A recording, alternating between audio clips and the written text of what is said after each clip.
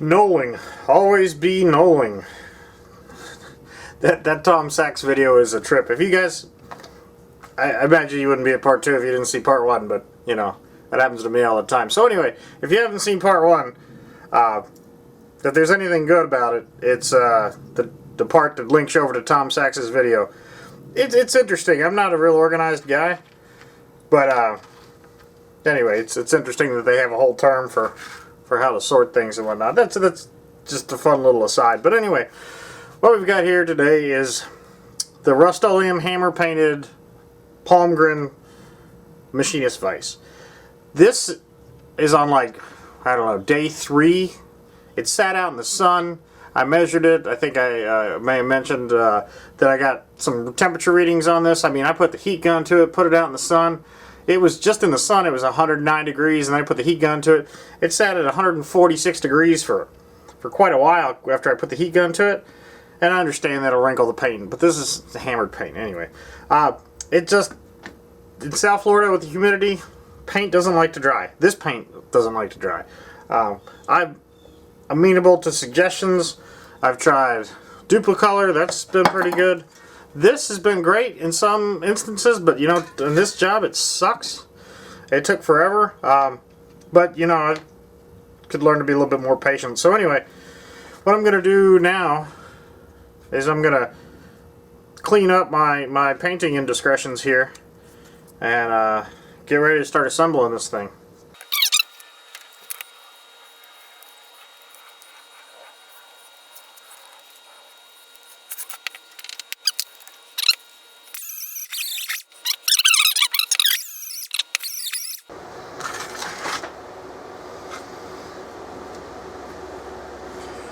Alright, if I didn't say it already, welcome back to the shop. This thing's been dragging out over the course of about a week now. And that's alright. I mean, I'd rather be busy than not busy. But when it comes down to making videos and remembering where I left off and whatnot, you know, I think I'm pretty sure where I left off, but you know, it's impossible to go back and reshoot these things. You only get one take to sort of do it right, so anyway, there might be a little repetition in my videos, but that's just what I do. Alright, so what I've got to do now is the paint has been drying for 5 days, 4 days, something like that. I think I showed you before the roll lock disc. I'm going to clean it up, and then I'm going to clean these up with a wire brush.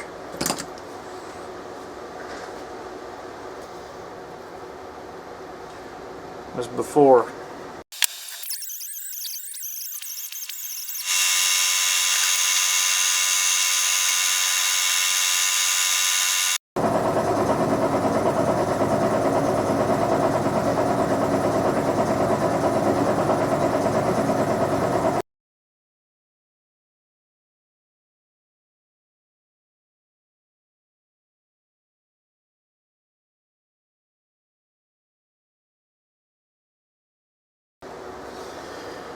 Alright, I went over to the little belt sander and just very quickly touched this, and you can see that it sort of took off a little bit of a high spot there, a little bit of a high spot there. Anyway, just very lightly. Again, I'm not worried about, I don't have the ability to improve on any of the surfaces that are done by the factory here. The only thing I can do is touch them up. So if this had a high spot that I wasn't seeing or whatever, my belt sander would probably find it, and I think that's what it did. It just touched up a little of this, so that should just marginally improve this, how flat this sits. Again, this is going to be used in a drill press. I don't do anything high precision. I don't know how to do anything high precision. I don't have any of the tools to do the high precision stuff. So anyway, it's good enough for me. Alright, now I need to clean this up.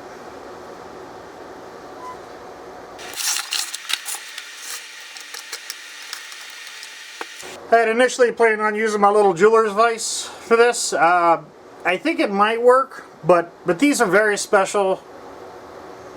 Not like sentimental or anything like that. But some of these are just bolts that I don't have. And my shop has got a lot of deep, dark corners and crevices that if I drop one of these things, it's going to set this project way, way back. So I'm going to try to control my losses here, and I'd use a tool that I trust a little bit more or know a little bit better. I'm going to use this Colombian vise. It's going to hold on to each one of these, and I'm going to come back and hit it with this fine wire wheel. I've been real happy with the, oh geez, I can't even read the label on it now. Weller, the Weller brand stuff. DeWalt makes some, and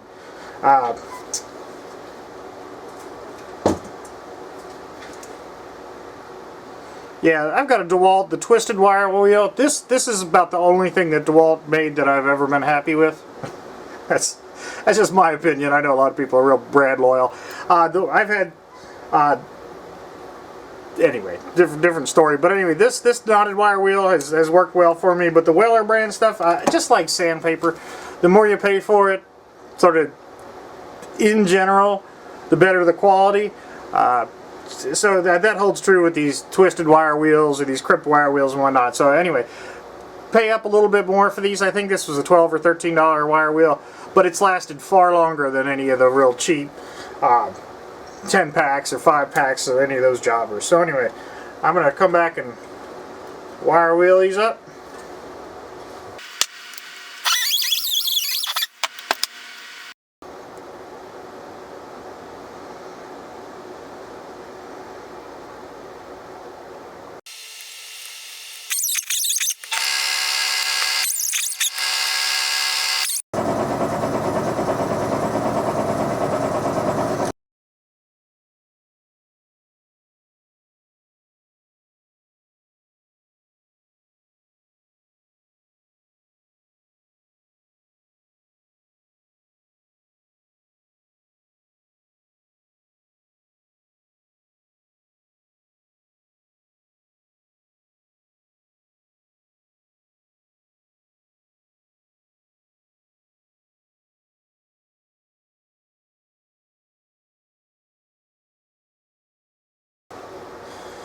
Now, I typically don't talk about money or anything like that, but in this case, I think it's a prudent analogy, because what I said earlier about losing the tools and having something go flying, it's what I'm talking about is controlling losses.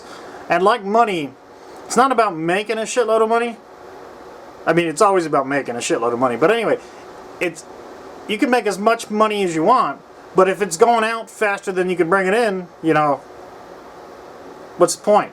So when I say controlling losses, I'm talking about the amount of work that you have to do versus the potential gain. In this particular instance, what I was trying to do was, the fastest way for me to clean these up was to take it over to the wire wheel and get in there and try to hold on to this thing.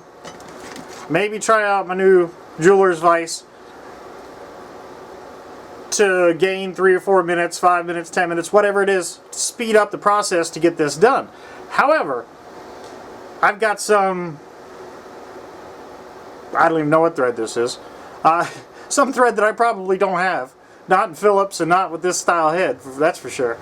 So anyway, if I was to sling this across the shop, I'd either spend the rest of the day hunting for it, or I'd spend the rest of the day hunt and find it, or I'd just spend the rest of the day hunting for it and not find it. Either way, I'd kill the entire day, hours and hours and hours, be frustrated to no end, then kick myself because I know damn well better.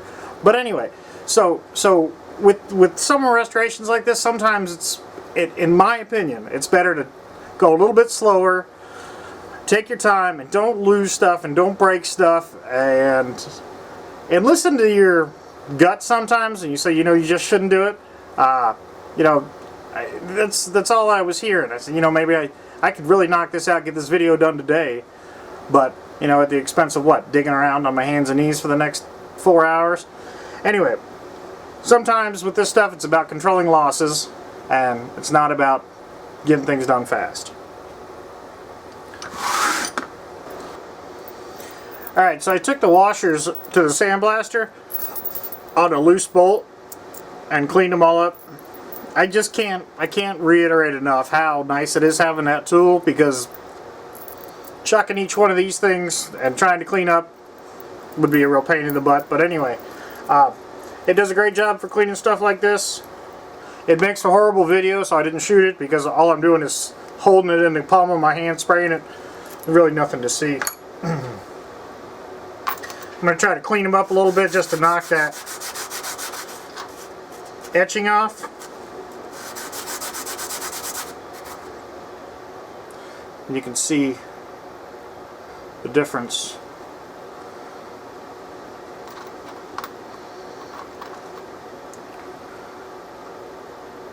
You can sort of see the difference.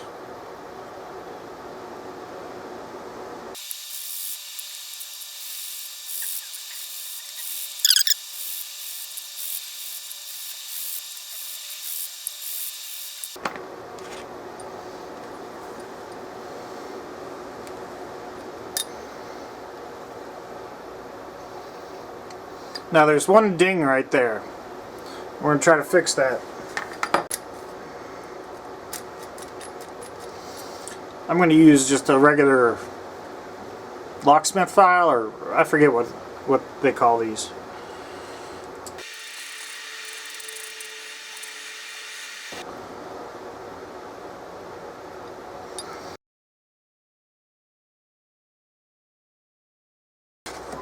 Alright, now this is going to be easier to apply the wax to it when it's disassembled.